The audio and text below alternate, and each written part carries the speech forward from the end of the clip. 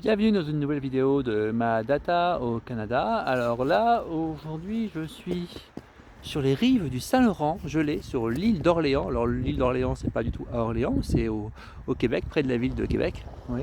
Et vous voyez ce magnifique paysage derrière moi, avec une petite église dans le fond. Voilà, vous allez voir, donc c'est vraiment très très joli. Je suis pour le week-end et ça repose bien, voilà. Alors ouais, j'ai besoin de repos, j'ai besoin de réflexion, parce que alors je vais, essayer d'expliquer, ce qui se passe dans le monde de l'analytics, même pour ceux qui connaissent pas du tout mon métier et ce qui se passe au niveau de la CNIL. Alors, jeudi dernier, la CNIL, donc la CNIL, c'est l'organisme chargé de la protection des données privées en France, qui a déclaré que Google Analytics était illégal. Alors, Google Analytics, c'est l'outil principal que j'utilise.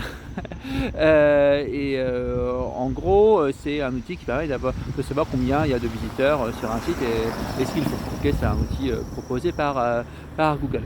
Le problème que la CNIL a, en fait, n'est même pas vraiment un problème sur comment les données sont collectées, si c'est après les fameux bandeaux cookies ou avant. Mais c'est juste le fait que ça soit une entreprise américaine. Même pas vraiment que ça soit des données qui sont hébergées ou non aux États-Unis ou en Europe. Le simple fait que ce soit une entreprise américaine fait que le FBI, avec une loi dont je ne me rappelle plus le nom, FISA, je crois, un truc comme ça, va pouvoir demander à l'entreprise d'aller récupérer des données pour poursuivre des gens, pour faire des enquêtes, donc que ce soit le FBI ou le NSA et tout ça. Donc ça ne plaît pas du tout à la CNIL, ce qu'on peut comprendre.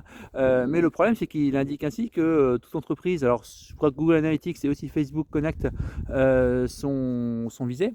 C'est par rapport à une plainte d'une association autrichienne. Et donc, ils ont déclaré que l'utilisation de Google Analytics était illégale. Alors, il faut savoir que l'outil est utilisé par 80% des sites web en France, à peu près. Hein, on n'a pas les chiffres exacts, mais c'est entre 70 et 80%, d'après ce qu'on peut constater.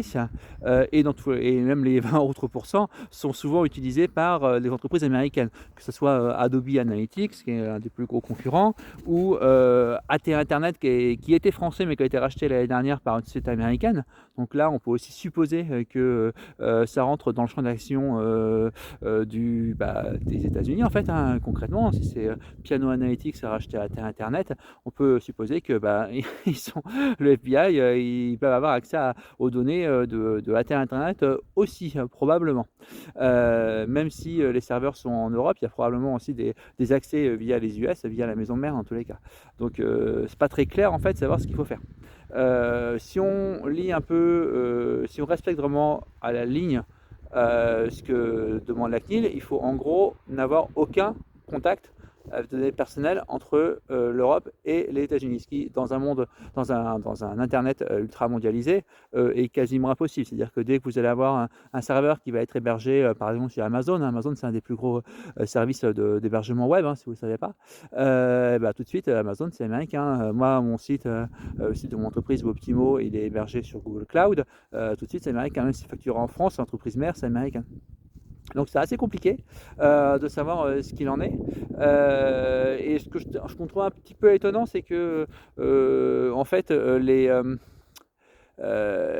données les plus importantes, qui sont les données issues des CRM, donc tout ce qui est gestion de la relation client, comme Salesforce par exemple ou HubSpot, qui sont, je crois, des entreprises américaines, hein, ou en tout cas qui ont des liens forts avec les États-Unis, on, bah, ont des données encore plus importantes, parce que là, il y a carrément souvent nom, prénom, date de naissance, ce que les gens ont fait, ce que les gens ont acheté, etc. Pour les très grosses entreprises, en fait. Donc, je vois pas très bien pourquoi Google Analytics, qui lui ne stocke même pas l'adresse IP, et va juste stocker un identifiant qui va changer tous les 13 mois et encore qu'on peut facilement supprimer et qui vous indique juste quelle page on a vu sur un site et là où on a cliqué. Ça pas non plus un énorme intérêt d'un point de vue données personnelles. Je ne sais pas pourquoi la CNIL tout de suite va partir sur ce problème-là. C'est toujours un petit peu étonnant. Donc ouais, pour mon métier, ça remet pas forcément entièrement en cause. Bon, je peux me retrouver au chômage à cause de ça, hein. On va continuer à faire des implémentations analytics pour l'instant, puisque Google a dit qu'ils allaient clarifier un petit peu la situation et qu'ils allaient proposer des clarifications pour la CNIL pour qu'ils puissent changer un peu leur avis. En tout cas, d'un point de vue technique, ce que je vais conseiller désormais, c'est de pas vraiment d'offusquer, mais c'était de prendre un peu plus de contrôle en fait sur la manière dont on va pouvoir collecter les données. En particulier, il y a maintenant, alors ça fait quelques mois que ça existe, on en a beaucoup parlé ici, un système qui s'appelle Tag Manager Server-Side, qui permet de ne pas envoyer les données directement à Google Analytics, qui va d'abord les envoyer à un serveur alors qui est certes hébergé par Google, mais ce n'est pas une obligation. Après, ça reste hébergé par Google en Europe, donc a priori potentiellement crypté. Enfin voilà, c'est des choses qui sont un peu plus sécurisées d'un point de vue collecte de données. Et après, à partir de ce serveur-là, c'est vous qui décidez là où vous l'envoyez. Donc vous l'envoyez à Google Analytics, donc là ça rentre dans le champ de la CNIL, mais la CNIL ne va pas le savoir en fait tant qu'elle ne fera pas d'audit spécifique de vos serveurs. Donc ça, il faut vraiment que la CNIL frappe à votre porte physiquement, hein, en gros, pour que vous ayez commencé à avoir un audit de ça. Donc ça commence à devenir un peu compliqué pour la CNIL qui n'ont pas beaucoup de ressources derrière.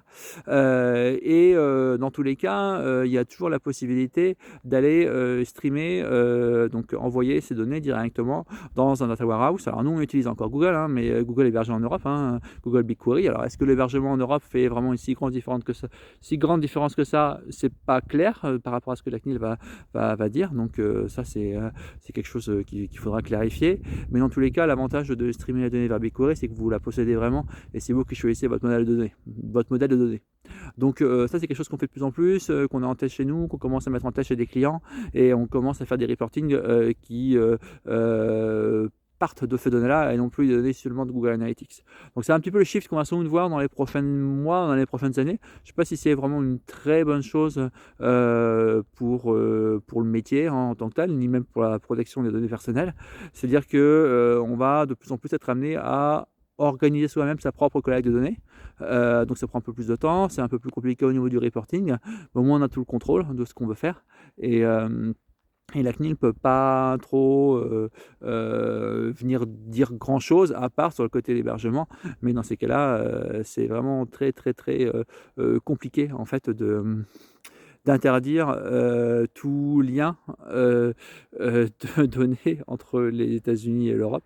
Dans ces cas-là, autant juste couper les câbles sous-marins en fait, hein. Ça sera encore plus rapide en fait, et construire des murs autour de l'Europe ou autour de la France, hein, en fait. J'espère qu'on va pas en arriver là, parce que c'est un peu inquiétant sous prétexte en fait de protection des données, on peut se retrouver à être un petit peu isolé. Alors c'est vrai que les États-Unis politiquement, ils ont des lois qui sont pas très respectueuses des données et qui ont tendance à aller à autoriser les autorités gouvernementales à aller fouiller un peu trop au niveau des serveurs. Après, les grandes entreprises, et en particulier Google, hein, moi j'ai travaillé là-bas, donc je sais un peu comment à l'époque, alors c'était en 2009, hein, ils luttaient justement contre ça. Ils sont capables de dire non au ministère de la Justice. En tout cas à l'époque c'est ce qu'ils faisaient. J'avais été témoin de ça, je ne vais pas vous raconter, mais j'avais été témoin de ça à un moment donné dans un autre pays que la France ou que l'Irlande même. J'avais été impressionné par la réponse, ils font pas n'importe quoi Google avec nos données. Alors parfois ils sont obligés quand même d'accepter, hein, mais parfois c'est pour aussi des raisons d'aller chercher les terroristes, hein, qui peuvent tuer des gens. Donc c'est pas toujours pour une mauvaise raison. Voilà. Alors est-ce que la fin justifie les moyens? C'est un autre problème, c'est des problèmes politiques. Tout ça, c'est des problèmes extrêmement politiques et de diplomatique presque entre la France et les États-Unis.